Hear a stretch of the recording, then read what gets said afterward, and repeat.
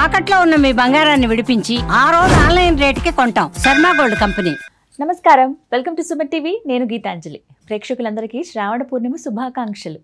ఇక ఆ రోజు ఎంతో విశేషం కదా, రాఖీ పూర్ణిమ, జంధ్యాల పూర్ణిమ ఇలా. అయితే రాఖీ పూర్ణిమ గురించి మాట్లాడుకుందామండి. అసలు ఏ సమయానికి రాఖీ కట్టాలి సోదరులకి, అలాగే ప్రత్యేకంగా ఆ రోజు దానాలు కానీ జపం కానీ చేయటం కూడా మంచిదంటారు. మరి ఈ రాఖీ పౌర్ణమికి చెప్తున్నటువంటి ఈ శ్రావణ పౌర్ణమి రోజున ఎటువంటి వస్తువులు దానం ఇవ్వాలి, ఖచ్చితంగా ఇవ్వవలసినవి ఏమిటి, ఎక్కడ దానం ఇవ్వాలి, ఎవరికి దానం ఇవ్వాలి, అలాగే ఎవరి నామస్మరణతో మనం ఆ రోజంతా కూడా మనం గడపాలి, వీటి గురించి తెలుసుకుందాము. వివరించేందుకు ప్రస్తుతం మనతో పాటు ఉన్నారు ప్రముఖ జ్యోతిష్యులు బ్రహ్మశ్రీ నందిభట్ల శ్రీహరి శర్మ గురువు గారు. వారితో మాట్లాడదాం. గురుగారు నమస్కారం అండి. వాగర్థావివ సంపృక్తౌ వాగర్థ ప్రతిపత్తయే జగతః పితరౌ వందే పార్వతీ పరమేశ్వరౌ.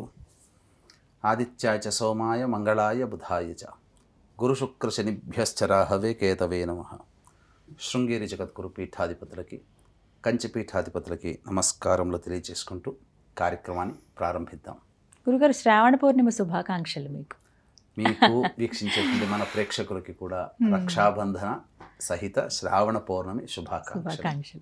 అయితే ఎప్పుడు మీరు చెప్తూ ఉంటారు సమయం ఇలా కడితే చాలా మంచిదని. అలా చాలామంది అన్నదమ్ములు సంతోషించారు. మా చెల్లెళ్ళు ఇలాగా వీడియో విని తెలుసుకుని మరి వచ్చి ఈ సమయానికి కడుతున్నారు, ఆ సమయానికి వాళ్ళని రమ్మని చెప్పడం కానీ ఇలా చాలా సంతోషంగా అందరూ ఆచరిస్తున్నారు, పాటిస్తున్నారండి మన సంప్రదాయాల్ని. ఇందులో భాగంగా ఈసారి మరి విశేషం ఏంటి, ఏ సమయానికి రాఖీ కట్టాలి, అలా ఏదైనా సమయం ఉందా తెలియచేయండి ముందుగా. తప్పకుండానమ్మా. అసలు ఈ యొక్క శ్రావణ పౌర్ణమికి రాఖీకి ఉన్న సంబంధం మనం తెలుసుకున్నాం. అసలు అన్నా చెల్లెళ్ళ యొక్క అనుబంధాన్ని సూచించేటువంటిది భగినీ హస్త భోజనం కార్తీక మాసంలో వచ్చే అప్పుడు విధియ రోజున సంబంధించి చేసేది. అయితే ఇక్కడ ఈ రాఖీ పౌర్ణమి అనేటువంటిది ఏంటంటే రక్షాబంధనం. అంటే ఇక్కడ ఏంటి, ఎవరికి మనం రక్ష ఉంటున్నాము అనేటువంటిది అందరూ చేసుకోవచ్చునమ్మా. అందరూ ఒక భార్య భర్తకి రక్ష కట్టవచ్చు. అవునండి. స్నేహితురాలకి స్నేహితుడు కట్టవచ్చు, అన్నా చెల్లెలు కట్టుకోవచ్చు.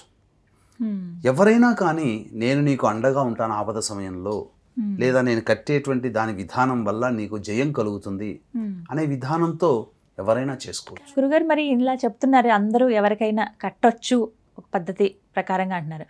కానీ ఎందుకని అన్నా చెల్లెళ్ళు లేకపోతే అక్క తమ్ముడు వీళ్ళు మాత్రమే రాఖీ కట్టాలి, వీళ్ళకి మాత్రమే అని చెప్పి ఇది నియమంగా ఎందుకు వచ్చేసిందండి? మరి నియమంగా కన్నా ఆచారంగా వచ్చేసిందని చెప్పవచ్చు. ఎందుకంటే మన పూర్వకాలంలో కనుక చూసుకుంటేనమ్మా, కుటుంబంలో బహుసంతానం అనేటువంటిది ఉండేది. ఆ కాలంలో ఆరోగ్య కారణాలు అనేటువంటివి సరిగ్గా లేకపోవడం వల్ల చిన్నతనంలోనే ఆడపిల్లల యొక్క భర్తలు మరణించేటువంటి వాళ్ళు. మరి వారి బాధ్యత కనిపించిన తల్లిదండ్రుల వరకు వాళ్ళు ఉన్నంత వరకు ఉంటుంది. వాళ్ళ తదనంతరం వాళ్ళ బాధ్యత కూడా నువ్వేం కంగారు పడకమ్మా అంటే, ఈ రోజంటే ప్రతి స్త్రీ సంపాదించుకోగలుగుతుంది. మరి ఆ కాలంలో 100 ఏళ్ల కిందట స్త్రీకి సంపాదన అనేది ఎవరో ఒకరి మీద ఆధారపడి జీవించేది కదా. కాబట్టి ఆ స్త్రీ ఇబ్బంది పడకూడదు, కంట నీరు పెట్టకూడదు అనే ఉద్దేశం కాబోలు ఆ స్త్రీకి నేను ఉన్నానమ్మా అని చెప్పి ధైర్యం చెప్పే అన్నో తమ్ముడో గుర్తు చేసుకుంటే విధానంగా సంవత్సరంలో ఒకసారైనా నేను నీకుంటాను ఆపద సమయంలో అని చెప్పడం కోసమైనా, లేదా నీ పుట్టింటి వాళ్ళందరూ నీకు ఎప్పుడు నీకు తోడుంటారని చెప్పడం కోసము ఇది ఒక ఆచారంలో మనకు వచ్చి ఉండవచ్చు కాక. కానీ భగినీ హస్త భోజనం కార్తీక మాసంలో చేసేటువంటి విధియ రోజున మాత్రం అది వేల యుగ యుగాల నుంచి దేవతలు సైతం ఆచరించారు. ముఖ్యంగా ఈ శ్రావణ పౌర్ణమి రోజున ఈ యజ్ఞోపవీత ధారణ కలిగినటువంటి కుటుంబాలు, బ్రాహ్మణ, వైశ్య, క్షత్రియ, పద్మశాలి, విశ్వబ్రాహ్మణ ఇట్లాంటి వాళ్ళందరూ కూడా ఖచ్చితంగా జంధ్యమును మార్చుకోవాలి. అప్పుడు అంటే మనం గమనించుకుంటే కొన్ని సందర్భాలలో, కొన్ని మాసాలలో, అంటే కొన్ని సంవత్సరాల్లో శ్రవణ నక్షత్రంతో కూడుకున్న పౌర్ణమి అరుదుగా వస్తుంటుంది. ఈసారి శ్రవణ నక్షత్రంతో కూడుకున్నటువంటి పౌర్ణమి రావడం చాలా విశేషం. పైగా హయగ్రీవ జయంతి కూడా.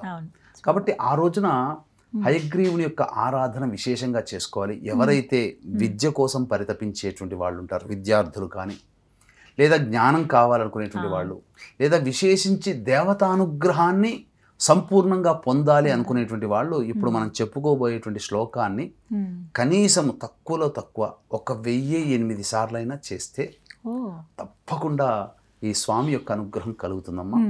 చక్కగా, ఎందుకంటే మనకు శాస్త్రంలో చెప్పబడి ఉంది, ఎక్కడ కూడా ప్రసార మాధ్యమంలో ఇటువంటి శ్లోకాన్ని ఎక్కడ కూడా బహిర్గతం చేయలేదు. మన సుమన్ టీవీ ప్రేక్షకుల కోసం శాస్త్రంలో మర్మగర్భితమైనటువంటి యొక్క విధానాన్ని మీకు తెలియచేయడం జరుగుతుంది. కాబట్టి ఇక్కడ ఏ శ్లోకాన్ని 1008 సార్లు చదువుకోవాలి అని అంటే, శ్రీ నమో భగవతే ధర్మాయ ఆత్మవిశోధనాయ నమః. శ్రీ నమో భగవతే ధర్మాయ ఆత్మవిశోధనాయ నమః. మళ్ళీ ఇంకొకసారి, శ్రీ నమో భగవతే ధర్మాయ ఆత్మవిశోధనాయ నమః. ఈ నామాన్ని 1008 సార్లు జపిస్తే హయగ్రీవుడి యొక్క సంపూర్ణ అనుగ్రహం కలిగి అమోఘమైనటువంటి జ్ఞాపక శక్తి పిల్లలకి కలుగుతుంది. ఇంతకన్నా పిల్లలకి ఏం కావాలమ్మా? ప్రతి తల్లిదండ్రులు పిల్లలు బాగా చదువుకోవాలని అనుకుంటారు కదా. చక్కగా ఈ శ్లోకాన్ని గనక పిల్లల చేత చదివించిన, వాళ్ళు చదివినా అదే ఫలితం కలుగుతుంది. గురుగారు, మరి రాఖీ కట్టేది సమయం చెబుతూ ఉంటారు, మంచి ముహూర్తం ఎప్పుడుందో ఈ సమయంలో కడితే మంచిది అని చెప్పి. మరి ఆ సమయం ఏంటో తెలియచేస్తారా ఈసారి? తప్పకుండానమ్మా. మనం ఇంతకుముందు చెప్పుకున్నట్టుగా రాఖీ అనేటువంటిది ఎవరైనా ఎవరికైనా కట్టవచ్చు, అందులో సందేహం లేదు. దీనికి ఉదాహరణ కూడా 12 సంవత్సరాల పాటు దేవాసుర సంగ్రామం జరిపినప్పుడు ఇంద్రుడు అలసిపోతాడు. అలసిపోయినప్పుడు శచీదేవి ఆ రోజున శ్రావణ చతుర్దశి, మీరేమీ కంగారు పడకండి, మీకు నేను రక్షగా నేను దైవానుగ్రహాన్ని మీకు అందిస్తాను అని చెప్పి, ఈరోజు శ్రావణ చతుర్దశి, రేపు శ్రావణ పౌర్ణమి, నేను మీకు పూజ చేసినటువంటి రక్ష కడతాను, తద్వారా దైవబలంతో మీరు అసురుల మీద మీరు విజయాన్ని పొందుతారని చెప్పి ఆ యొక్క విధి విధానముగా రక్ష అనేటువంటిది ఆవిడ ఇంద్రుడికి కట్టింది శ్రావణ పౌర్ణమి రోజున. అయితే ఆ కట్టినటువంటి దారభ్యత అసురుల మీద విజయాన్ని పొందడం జరిగింది. కట్టేటప్పుడు కూడా శ్లోకము అప్పుడు ఏం చదువుకొని చేసింది అని అంటే, ఏన బద్ధో బలీరాజా దానవేంద్రో మహాబలః తేనత్వా మనుబధ్నామి రక్షే మాచల మాచల. అంటే ఏ యొక్క రక్ష అయితే బలి యొక్క శక్తిని నిలువరించిందో అటువంటి శక్తి నా యొక్క భర్త అందుకోవాలి, విజయాన్ని పొందాలి అనే మంత్రం చదువుకుంటూ ఆ విధంగా శచీదేవి రక్ష కట్టింది. అయితే దీనికంటూ కొన్ని నియమాలు ఉన్నాయి. చాలామంది చేసేటువంటి తప్పేంటనంటే, ఈ రోజున పూర్వకాలంలో ఒకప్పుడు కేవలం నా చిన్నతనంలో నాకు తెలిసి చిన్న దారపు గుళ్ళులాగా ఉండేది, అదే మాకు తెలుసు. కానీ రాను రాను కాలక్రమంలో ప్లాస్టిక్ అన్ని రకాలు వచ్చాయి. సో ఇది కట్టుకోండి, నేను ప్లాస్టిక్వి కానీ లేకపోతే ఇంకా ఆనందంగా అందరికి గొప్పగా కనిపించడానికి వస్తాయి, కట్టుకోవచ్చు, అదొకటి పెట్టుకొని శాస్త్రం ప్రకారము ఒక విధానాన్ని మాత్రం అనుసరించాలమ్మా.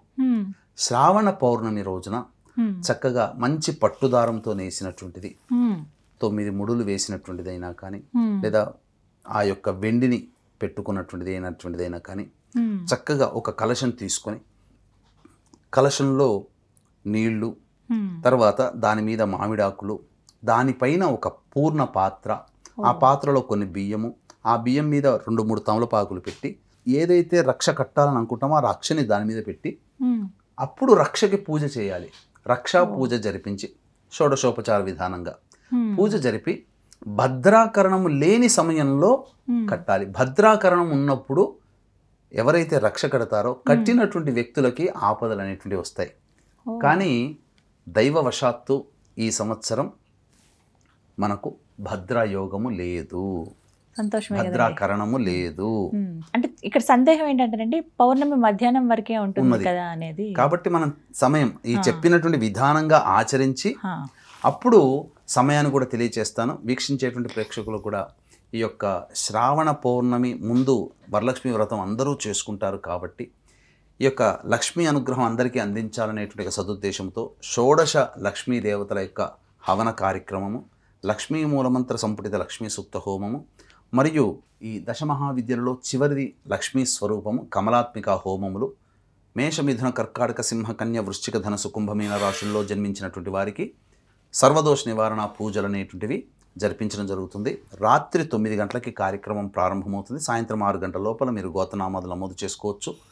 ఇందులో కేవలం 41 మందికి మాత్రమే అవకాశం ఉంటుంది. పూజల్లో నమోదు చేసుకున్నటువంటి వాళ్ళకి పూజ చేసినటువంటి తామరమాల ఇవ్వడం జరుగుతుంది. ఈ కార్యక్రమంలో పాల్గొనడం ద్వారా అమ్మవారి అనుగ్రహం వలన, లక్ష్మీ అమ్మవారి అనుగ్రహం వలన చక్కగా విద్య, వివాహాలు, పిల్లలకి వివాహాలు, ఉద్యోగాలు, వ్యాపార అభివృద్ధి, అలాగే మానసిక సమస్యలు, రుణబాధలు ఇవన్నీ కూడాను తొలగిపోతాయి. కాబట్టి ఇలాంటి దాంపత్య సమస్యలు ముఖ్యంగా ఇలా కోరుకునే ప్రతి మహిళ వ్రతం చేసుకుంటుంది, లక్ష్మీ వ్రతం. అదేవిధంగా అమ్మవారి విశేష అనుగ్రహం ఈ హోమాది కార్యక్రమంలో పాల్గొనడం ద్వారా కలుగుతుంది. కాబట్టి అవకాశం ఉన్న వాళ్ళు కార్యక్రమ తదనంతరం కాంటాక్ట్ చేసి పూర్తి వివరాలు తెలుసుకోవచ్చు. ఇక కట్టగలిగేటువంటి సమయం కూడా ఒకటి ఉంటుందమ్మా. శనివారం నాడు పౌర్ణమి అయింది, ఎలాగో 7:52 వరకు ముహూర్తం మంచిగా లేదు. కాబట్టి తర్వాత చూద్దామా, అందులో ఉండేటువంటి లగ్నాలలో పాపగ్రహాలు, సింహలగ్నంలో కేతు, కన్యా లగ్నంలో కుజుడు. ఈ లగ్నంలో అనగా కన్యా లగ్నంలో కుజుడు ఉండగా ఎవరైతే కడతారో ఆ కట్టినటువంటి వ్యక్తులకి ఇద్దరికి కూడాను వైరములు వస్తాయి. ఎందుకంటే లగ్నంలో కుజుడు, సప్తమంలో శని. శని కుజుడు గ్రహ యుద్ధానికి కారణం. కాబట్టి ప్రతిదీ కూడా ఒక ముహూర్తమే కదమ్మా, ఏదో అజ్ఞానాంధకారంలో తీసుకోబోతున్నట్టు కాదమ్మా. సమయము మంచిదై ఉండాలి. 10:45 నుంచి 12:50 వరకు 11 మరియు 12 గంటలు లెక్క వేసుకుంటే ఆ సమయం కన్యాలగ్నం అవుతుంది. కన్యాలగ్నం అయిపోయి తులాలగ్నం వస్తుంది. తులాలగ్నంలో ఉండగా శుక్రహోర, బుధహోరాలు నడుస్తూ ఉంటుంటాయి. ఈ సందర్భంలో కట్టండి. శుక్రహోర 11 to 12, 12 to 1 గంట బుధహోర, 12:45 లోపల కట్టండి.